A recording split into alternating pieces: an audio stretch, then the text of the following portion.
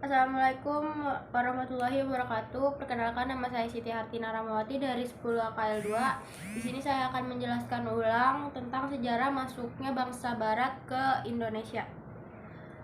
Masuknya bangsa Eropa ke Indonesia pertama kali ditandai dengan kedatangan bangsa Portugis pada abad 16 Masehi. Kemudian diteruskan dengan kedatangan bangsa Belanda yang merupakan negara paling lama menjajah Indonesia, menyusul Inggris yang juga pernah menjajah Indonesia. Awalnya tujuan kedatangan bangsa Eropa tersebut hanya sekedar berdagang dan mencari rempah-rempah.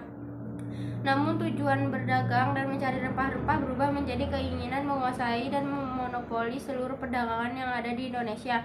Kemudian berkembang lagi menjadi menjajah dan memegang penuh kekuasaan terhadap negara yang didatanginya. Dampak yang ditimbulkan dari penjajahan ini sangat besar, pengaruhnya terhadap seluruh aspek kehidupan, terutama bagi negara yang dikuasai. Salah satu aspek kehidupan yang memperoleh pengaruh cukup besar yaitu aspek kebudayaan. Dalam hal ini telah terjadi percampuran dan perpaduan dua kebudayaan antar negara pendatang dengan bangsa setempat.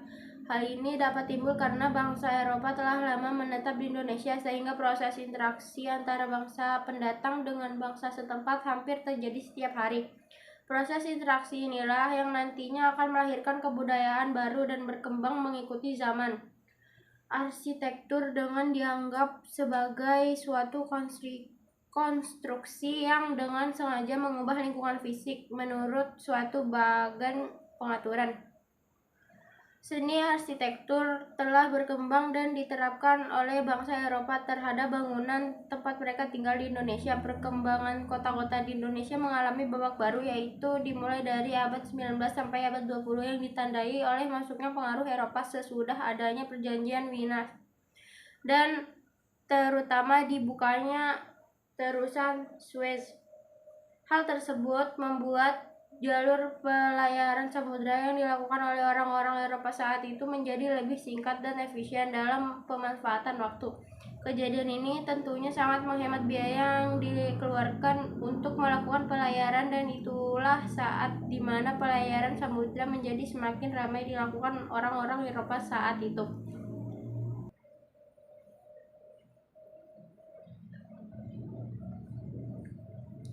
Perkembangan bentuk dan wujud dari arsitektur ini terjadi dari timbulnya lingkungan rumah-rumah dan bangunan umum yang dihuni dan dibangun oleh bangsa Eropa dan perdagangan Cina yang kaya. Di sekitarnya bangunan tersebut muncul kampung-kampung komersial dan terdapat toko-toko, tempat kerja yang sekaligus menjadi tempat tinggal perdagangan Cina atau pedagang asing lainnya.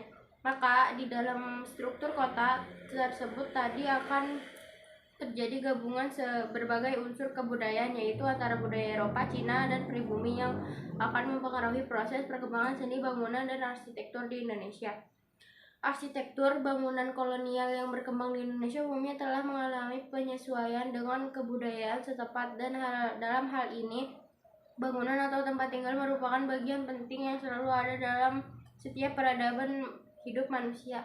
Sejak berkuasanya Belanda pada tahun 1619 Masehi di Indonesia, Belanda ingin merancang kota Batavia mirip seperti kota di Belanda, namun hal tersebut ternyata tidak dapat diterapkan sepenuhnya di Batavia karena perbedaan iklim yang ada. Maka lama-kelamaan bentuk gaya arsitektur bangunan Eropa yang dinilai tidak fungsional jika diterapkan pada iklim tropis kemudian disesuaikan dan mengikuti konsep dengan lingkungan yang tropis. Bentuk perencanaan kota Batavia yang mirip dengan kota Amsterdam. Salah satu cara yang dilakukan oleh Belanda adalah dengan memotong kota Batavia sehingga terbentuk terusan-terusan yang menjadi ciri khas kota air Amsterdam. Terusan-terusan yang berbentuk dari merupakan cabang-cabang dari Kali Ciliwung dibangun dengan dinding-dinding dari batu yang kuat dan kokoh. Selain pembangunan terusan-terusan dari Sungai Ciliwung, pembangunan juga dilakukan pada jalan-jalan di pusat kota Batavia, yaitu jalan-jalan dibuat berpotongan, lurus dan lebar. Kemudian pada tempat penyeberangan yang melintasi terusan-terusan dibangunlah jembatan-jembatan kerek. untuk memudahkan arus lalu lintas perahu-perahu atau kapal-kapal yang akan melintas. Mengenai bentuk perencanaan lingkungan tata kota, sebagian besar usaha yang dilakukan oleh Belanda mengalami keberhasilan, akan tetapi untuk perencanaan bangunan-bangunan tempat tinggal, perkantoran, dan bangunan fasilitas publik tidak sepenuhnya mengalami keberhasilan. Mengingat kondisi iklim yang tidak sama antara Asia dengan Eropa, maka perencanaan bangunan publik tersebut tidak sepenuhnya bergaya Eropa, melainkan ada beberapa bagian yang menyesuaikan dengan kondisi lingkungan yang ada. Bangunan peribadatan pada masa kolonial banyak tumbuh dan berkembang. Dalam hal ini, gereja merupakan salah satu bangunan yang berdiri saat itu. Sarana pendukung yang menjunjung kegiatan dan aktivitas masyarakat sangat penting keberadaannya guna mempermudah masyarakat di dalam melakukan interaksi dengan lingkungan tempatnya berada. Setelah kekuasaan politik penjajah semakin kuat dan gereja menjadi lambang keagamaan para penguasa Belanda, maka unsur arsitektur barat mulai diterapkan pada bangunan gereja. Mula-mula didahulukan gereja Protestan, kemudian baru setelah beberapa belas tahun kemudian gereja Katolik.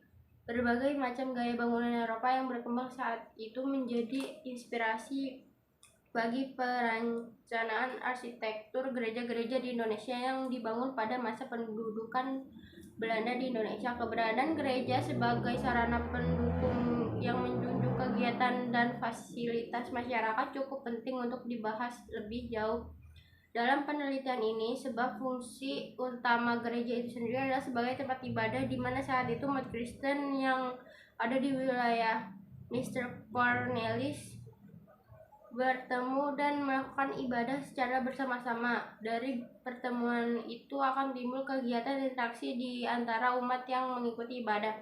Umat tersebut berasal dari berbagai kalangan dan golongan, bahkan ada yang sampai memiliki perbedaan dari segi budaya, yaitu antara penduduk asli pribumi dan non-pribumi. Mereka semua berkumpul dalam satu tempat guna melaksanakan ibadah. Sebagian besar arsitektur bangunan-bangunan yang berdiri pada masa Batavia merupakan bangunan yang memiliki desain arsitektur penggabungan antara desain arsitektur Eropa yang berpadu dan menyesuaikan dengan keadaan lingkungan Batavia. Selain dari segi arsitektur, unsur-unsur tersebut juga umumnya terdapat pada ragam hias yang dimiliki oleh bangunan kolonial tersebut. Gereja yang ada di wilayah Mr. Cornelis merupakan salah satu gereja penting sejak wilayah tersebut berkembang pesat menjadi wilayah penggiringan kota yang maju dan dikatakan mandiri pada masanya. Gereja tersebut bernama Gereja Koinonia, beralamat di Jalan Mataram Raya nomor 216 dan terletak di persimpangan Jalan Mataram Jaya di Jalan Jatinegara Barat. Gereja Koinonia diperkirakan berdiri sekitar tahun 1911 atau 1916 berdasarkan foto dan peta yang ada pada masa kolonial. Melihat tahun didirikan gereja Koinonia merupakan bangunan tinggalan kolonial yang kategori bangunan awal abad 20. Ketika Nusantara menjadi koloni, semua bermula ketika VOC secara resmi dibubarkan pada tanggal 1 Januari 1800. Nusantara yang semula di bawah naungan VOC kini menjadi milik pemerintah Belanda yang hanya sedikit mengalami perubahan politik. Reclave dalam sejarah Indonesia modern. Tahun 1200 sampai 2004 menuliskan bahwa perubahan kuasa dari VOC ke pemerintah Belanda hanyalah perubahan kecil, sebab personel-personel yang memegang jabatan masih tetap sama dan mereka juga masih mengikuti cara-cara lama. Terlepas dari itu, kondisi Hindia Belanda sejak runtuhnya VOC 1799 sampai runtuhnya Hindia Belanda 1942 mengalami berbagai macam intrik politik yang didasari oleh perubahan tensi politik global dan lokal. Perubahan tensi global dan lokal tersebut menghasilkan lahirnya berbagai macam kebijakan-kebijakan baru terhadap negeri koloni. bukan saja kebijakan baru, melainkan wajah kuasa baru terhadap negeri koloni, misalnya dengan hadirnya Inggris dan Jepang. Menurut Reinhardt, setelah diberlakukannya Reglement atau Undang-Undang Dasar yang mendirikan negara kolonial Hindia Belanda pada Desember 1818, perkembangan Hindia Belanda memunculkan 4 tahapan perubahan. Pertama, tahapan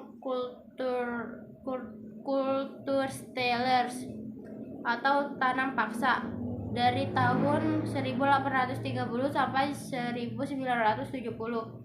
Kedua, tahapan liberal atau politik pintu terbuka pasca Undang-Undang Agraria tahun 1870 dan memperbolehkan sewa tanah oleh pihak swasta sehingga 1900. Ketiga, tahapan etis pada saat pidato Ratu Wilhelmina pada 1901 hingga akhir 1920. Keempat, tahapan politik reaksioner sejak tahun 1930 hingga kejatuhan Hindia Belanda pada tahun 1942. Terjadinya perubahan-perubahan tersebut bukan hanya mempengaruhi terhadap dinamika politik Hindia Belanda, tetapi berpengaruh juga terhadap taraf hidup masyarakat koloni yang semakin tertumpuk. Menurut sejarawan Reinhardt, pertautan antara kritik humanis dan kemenangan liberal pada akhirnya membuka pintu negara kolonial untuk investasi kaum liberal atau disebut sebagai politik pintu terbuka. Politik pintu terbuka yang disebabkan oleh hadirnya Undang-Undang Agraria tahun 1870 menyebabkan terjadinya sewa tanah oleh pihak swasta yang lebih eksploitatif dan membuat permasalahan hidup bumi putra semakin kompleks. Hak atas tanah bumi putra tergerus sangat tidak sesuai dari tujuan awal untuk memajukan bumi putra.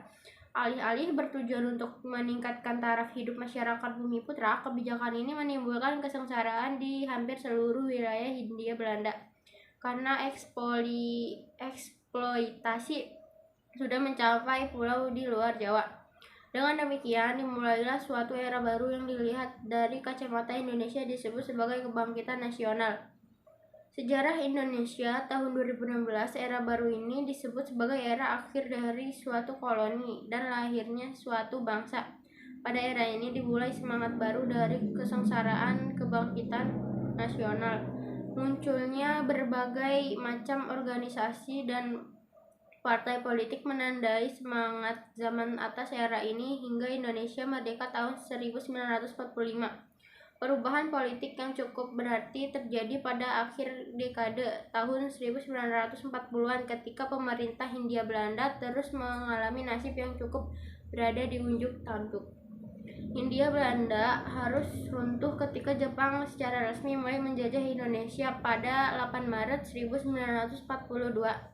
Sejarawan Ong Hok Ham dalam runtuhnya Hindia Belanda tahun 1990 menyebutkan 2 penyebab runtuhnya negara kolonial Hindia Belanda, yaitu ketidakpuasan bumi putra dan ekspansi militer Jepang yang tidak terbendung. Itulah penggambaran situasi koloni dan perubahan-perubahannya secara garis besar. Seorang kawan dunia maya saya pernah mengatakan bahwa periode kolonialisme memiliki warisan yang cukup menarik sebagai bahan refleksi atas isu-isu kekinian yang menyertai kita sampai saat ini. Ketika di bawah penjajahan Kompeni, wilayah Nusantara yang kaya akan berbagai sumber daya alam sejak ratusan tahun yang lalu telah menarik minat banyak bangsa dan kelompok-kelompok kepentingan asing untuk mencari untung di wilayah Nusantara. Pada sepanjang pertengahan abad ke-16 hingga paruh akhir abad ke-18, VOC, Persekutuan Dagang Belanda, secara bertahap bahkan berhasil menguasai satu persatu wilayah di Nusantara dan menjajah sebagian wilayah Nusantara dengan bertindak layaknya sebuah negara. Masa penjajahan VOC atau Maskapai Dagang Belanda atas sejumlah wilayah di Nusantara terjadi pada saat bangsa Belanda sedang mencapai zaman keemasan. Zaman tak kala armada dagang Belanda menguasai jalur perdagangan yang membentang dari Tanjung Harapan di Afrika sampai Pulau Desima di Jepang dan wilayah Nusantara di Asia. Kelahiran VOC dilatar belakangi semangat zaman untuk menjelajah di kalangan orang Belanda seiring bertumbuhnya minat untuk menemukan sumber rempah-rempah yang dihargai sangat tinggi di pasaran Eropa. Sejumlah kamar dagang yang terbentuk di berbagai kota di Belanda berlomba-lomba membiayai ekspedisi untuk mencari daerah penghasilan rempah-rempah. Pada masa ini, delegasi dagang Belanda yang pertama dipimpin oleh Cornelis de Houtman berhasil tiba di Banten pada tanggal 23 Juni 1595. Suasana VOC, pusat VOC di Batavia tahun 1619 sampai 1811. Sejarawan UI sekaligus penyusun arsip VOC Mona Luanda mengatakan ketika mereka sampai di Banten hanya sekedar singgah. Perjalanan mereka adalah menuju Ambon, Maluku. Untuk mencari rempah-rempah mereka sampai di Maluku pada 1605. Sebetulnya zaman itu mereka Belanda banyak berkompetisi dengan maskapai dagang Eropa seperti dengan Inggris untuk menghadapi persaingan dengan kongsi-kongsi dagang seperti Spanyol dan Inggris. Sejumlah kamar-kamar dagang yang ada di Belanda sepakat menyatukan diri dan membentuk VOC atau Persekutuan Dagang Belanda. Sebagai persekutuan kongsi dagang, pemerintah kerajaan Belanda memberi VOC hak oktroy atau hak untuk memonopoli izin berdagang di wilayah Hindia Timur dan melarang kamar-kamar dagang di Belanda yang tidak bergabung dengan VOC untuk melakukan hal yang sama. Hak oktroy yang diterima VOC dari kerajaan Belanda juga memberi VOC keistimewaan lain seperti hak memiliki armada militer sendiri termasuk mempersenjatai personel yang kapal-kapal mereka. Hak atau izin untuk memiliki mata uang sendiri guna menjalankan aktivitas perdagangan. Dengan hak oktroy, VOC juga mengantongi izin membangun benteng-benteng, mengerahkan serdadu, mengikat perjanjian dengan raja-raja, dan mengangkat hakim-hakim karena kekuasaannya mirip negara itu. VOC kerap kali disebut negara dalam negara. Pengurus pusat VOC dan lembaga-lembaga pemerintahan Kota Batavia tahun 1619 sampai 1018. Dalam lintas sejarah, aksi VOC yang lebih ekspansif untuk menguasai jalur perdagangan rempah-rempah di wilayah Nusantara dimulai tahun 1609 ketika Laksamana Jan Pieterszoon Koen bersama 13 kapal ekspedisi yang dipimpinnya mendarat di Pulau Banda. Meski sempat membuang benteng Nassau di Pulau Neira, upaya VOC merebut monopoli perdagangan cangkeh dan falah di Pulau Banda gagal dilakukan karena mendapat perlawan dan rakyat setempat. Rakyat Banda yang lebih suka berdagang dengan maskapai dagang Inggris dalam salah satu insiden bahkan berhasil menjebak dan membunuh salah satu pemimpin armada VOC. Upaya VOC menancapkan kekuasaan dagang di wilayah Nusantara baru mendapat jalan lapang setelah Jan Pieterszoon Koen berhasil merebut kota Jakarta pada tahun 1619 atau setahun setelah ia terpilih sebagai Gubernur Jenderal VOC. Setelah itu, Jan Pieterszoon Koen mendirikan kota baru bernama Batavia setelah hampir 200 tahun kemudian menjadi pusat kekuasaan VOC di luar Belanda. Meski sejatinya merupakan sebuah kongsi dagang bagi masyarakat Nusantara, VOC tak ubahnya sebuah negara yang punya pemerintahan dan sangat berkuasa. Dengan soliditas organisasi, kekuatan uang, dan angkatan perang yang berisi tentara-tentara bayaran, VOC berhasil mencaplok satu persatu wilayah di Nusantara hingga menjadi wilayah kekuasaannya. 2 tahun setelah menaklukkan kota Jayakarta dan mendirikan kota Batavia pada Tahun 1621, VOC menyerbu Kepulauan Banda di Maluku dan menguasai kepulauan penghasil buah pala ini. Menaklukkan Kepulauan Banda diwarnai dengan pembantaian lebih dari 6.000 warga tersebut. Pada tahun 1628 dan tahun 1629, ketika pembangunan kota benteng Batavia belum sepenuhnya selesai, Kerajaan Mataram yang kala itu dipimpin oleh Sultan Agung sempat 2 kali menyerang Kastil Batavia. Namun serangan yang melibatkan belasan ribu prajurit Kerajaan Mataram dan ditunjukkan untuk mengusir VOC dari Pulau Jawa gagal mengalahkan VOC. Dalam perjalanan sejarah kemudian dengan berbagai intrik dan cara, VOC berhasil menguasai satu persatu wilayah di Nusantara yang semula berada di bawah kekuasaan kerajaan-kerajaan lokal. Selama VOC berjaya di Nusantara, berbagai perang, perlawanan, dan pemberontakan untuk melawan dominasi dan penindasan VOC berkobar di banyak tempat. Pada sepanjang tahun 1660 hingga 1668, misalnya VOC terlihat perang dengan Kesultanan Goa yang dipimpin Sultan Hasanuddin. Berkat kemenangan dalam perang ini, pada tahun 1667, VOC berhasil memaksakan perjanjian Bongaya kepada Kesultanan Goa yang isinya sangat menguntungkan VOC. Kurang dari 20 tahun setelah perang di Goa, pada tahun 1682, VOC juga terlibat perang dengan Kesultanan Banten dengan memanfaatkan konflik keluarga di lingkungan Kesultanan Banten. VOC akhirnya berhasil menguasai Banten sepanjang tahun 1686 hingga tahun 1706. VOC juga direpotkan dengan pemberontakan Untung Surapati di wilayah Jawa Tengah dan Jawa Timur pada tahun 1740 menyusul aksi pembantaian yang dilakukan oleh tentara VOC terhadap sekitar 10.000 warga Tionghoa di Batavia atau sering disebut geger pecinan. Akibat dari peristiwa geger pecinan ini memicu pecahnya Kerajaan Mataram menjadi 2, yaitu Kasunanan Surakarta dan Kesultanan Yogyakarta pada tahun 1755. Meski VOC selalu berusaha mengambil keuntungan dari konflik kekuasaan lokal, campur tangan VOC dalam urusan politik kerajaan-kerajaan di Nusantara kerap dikarenakan undangan dari pihak-pihak kerajaan sendiri. Biasanya tak kalah kerajaan sedang mengalami masalah pemberontakan, setiap kali ikut campur tangan VOC berhasil memaksa kontrak atau perjanjian politik yang menguntungkan mereka. Tidak aneh, selama hampir 2 abad keberadaan VOC di Nusantara menandatangani tidak kurang dari 1.000 perjanjian.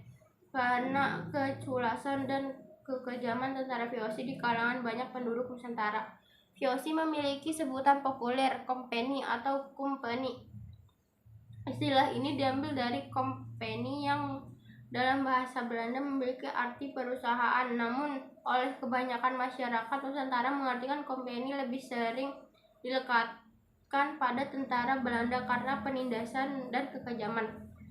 VOC berkembang menjadi perusahaan multinasional pertama dan terbesar dalam sejarah. Pada tahun 1669, VOC menjadi perusahaan terkaya dalam sejarah dengan kepemilikan lebih dari 1.500 perahu dagang, 40 kapal perang, 50.000 pekerja, 10.000 tentara bayaran, dan pembayarannya dividen hingga 40%.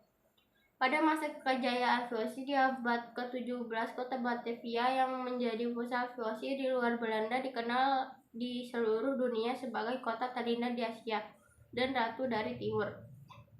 Setelah beroperasi selama 2 abad, pada tahun 1799, VOC dibubarkan oleh pemerintah Belanda. Korupsi dianggap sebagai salah satu penyebab utama keruntuhan maskapai dagang Belanda tersebut. Selain karena faktor korupsi, keruntuhan VOC juga dipicu banyak faktor lain. Salah satunya karena terkurasnya uang VOC untuk membiayai perang serta kerusakan jalur perdagangan akibat perang. Karena berbagai permasalahan finansial yang dihadapi pada tanggal 31 Desember 1799, VOC resmi dinyatakan bangkrut dan dibubarkan. Seluruh hutang dan aset-aset VOC diambil alih oleh pemerintah Belanda. Pemerintah Belanda selanjutnya menjadikan semua wilayah yang dikuasai VOC di kawasan Nusantara sebagai wilayah koloni Belanda yang disebut Hindia Belanda. Pada fajar tahun 1800, pemerintah kolonial Belanda didirikan di wilayah Hindia Belanda, bertahan sampai tahun 1942. Sekian, terima kasih dari saya. Itu semua adalah penjelasan ulang dari materi-materi sejarah Indonesia. Sekian, terima kasih.